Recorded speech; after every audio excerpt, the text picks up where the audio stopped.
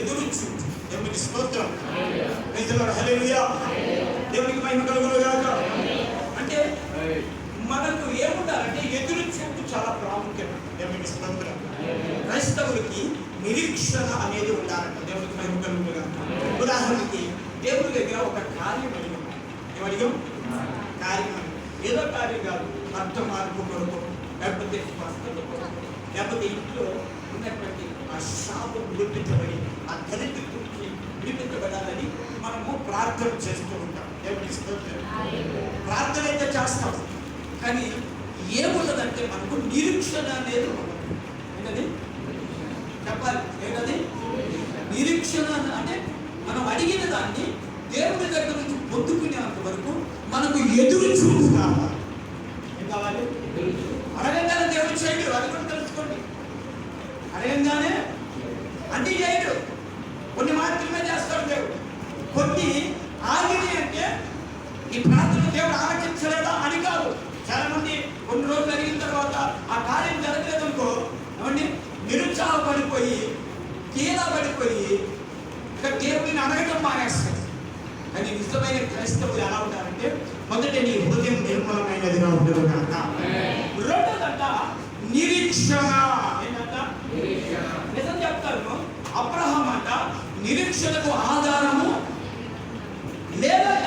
అతడు ఎదురు చూచిన దానికి ఏమి లేదంట, ఆధారం లేదంట. ఎందుకు ఆధారం లేదంటే అతనికేమో 99 సంవత్సరాలు వచ్చినాయి, ఈమెకేమో 89 సంవత్సరాలు వచ్చినాయి. ఇక బిడ్డలు పుట్టలేక రోజా. దేవునికి స్తోత్రం. బిడ్డలేక పుట్టరు. ఏ డాక్టర్ దగ్గరికి వెళ్ళా వాళ్ళ చోట నేను మాకు పిల్లలు కావాలండి, మా దేవుడు వాగ్దానం చేశాడు, మెడిసిన్ ఇవ్వండి అనగానే ఏమంటారు? కింద నుంచి పైకి చూసి హల్లెలూయా నవ్వుతారు. నవ్వుతారా లేదా? దేవునికి మహిమ కలుగునుగా. నవ్వుతారు. కానీ అబ్రహాం అంటే నిరీక్షణకు ఆధారం లేదంట. అంటే ఎదురు చూచేదానికి అతనికి ఆధారము లేదు. ఆధారం అంటే ఏమైపోయింది?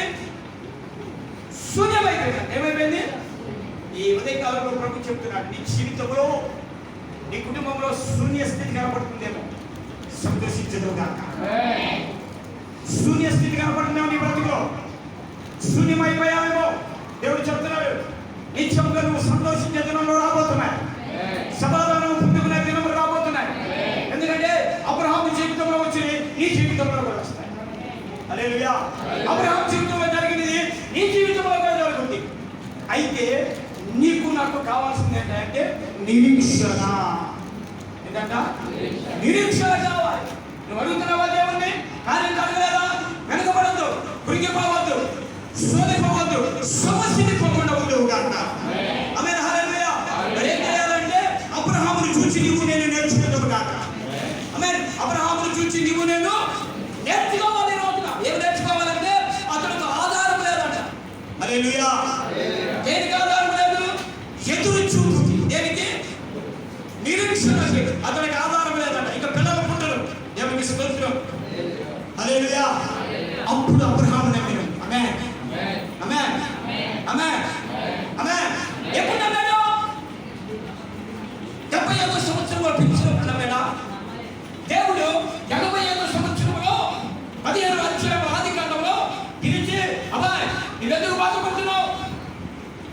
నీ ఆస్తికి వారసుడు ఎలియాజరు తపస్సు నీ పనివారు కాదు, నీ గర్భవాసమున పుట్టబోవాడు నీకు వారసుడు. హల్లెలూయా. హల్లెలూయా. రా, ఈ సంతానం నేను ఎలా చేయబోతున్నానో తెలుసా?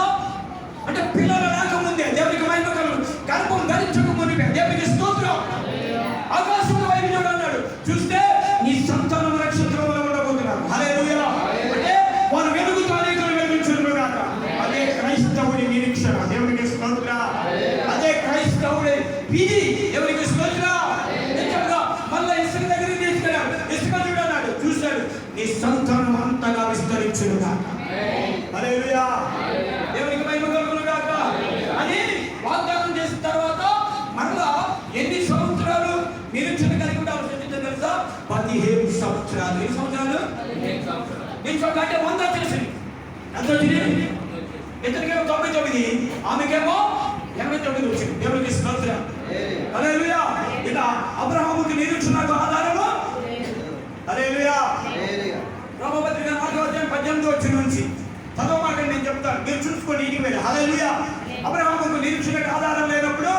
అప్పుడు నమ్మారంట. దేవునికి మహిమ కలుగుతుంది.